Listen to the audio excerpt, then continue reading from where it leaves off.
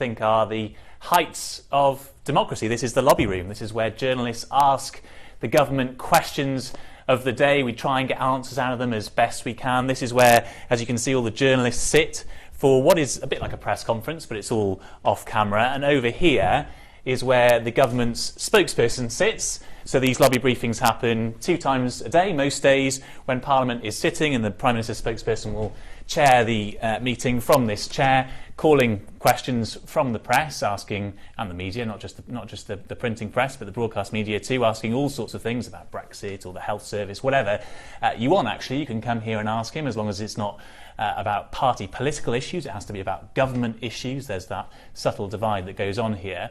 And of course, this is a new facility that we've got. This is why we're showing you this room. We haven't been allowed to film in here before. But other than that, apart from some new facilities here, the new year hasn't brought a lot of change. So we just had the first lobby briefing of the new term in Parliament.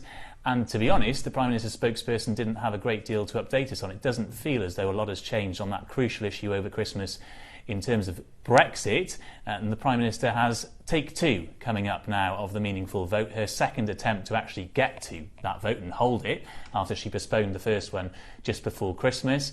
Big lines out of the lobby briefing today is that she is still seeking assurances on the issues that MPs are not satisfied about. So, for example, the Northern Irish backstop being the biggest issue. We were told that those assurances will come before the vote, which will probably take place next Tuesday, although still no absolute confirmation of that date. It might be the Monday.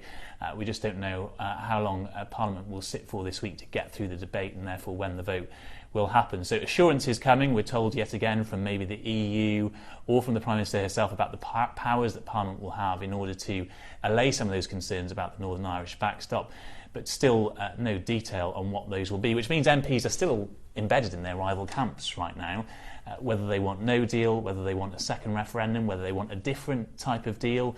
And we see today that the Prime Minister hasn't really managed to wear them down over Christmas. So 209 MPs writing to her, telling her that they want her to avoid a no deal at all costs. At the same time, MPs holding a press conference today calling for a second referendum.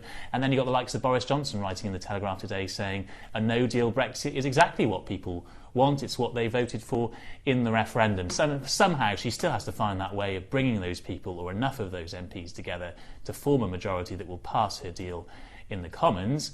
There's no sign yet that she's anywhere near it, and we'll have to see what happens over the course of this week and next.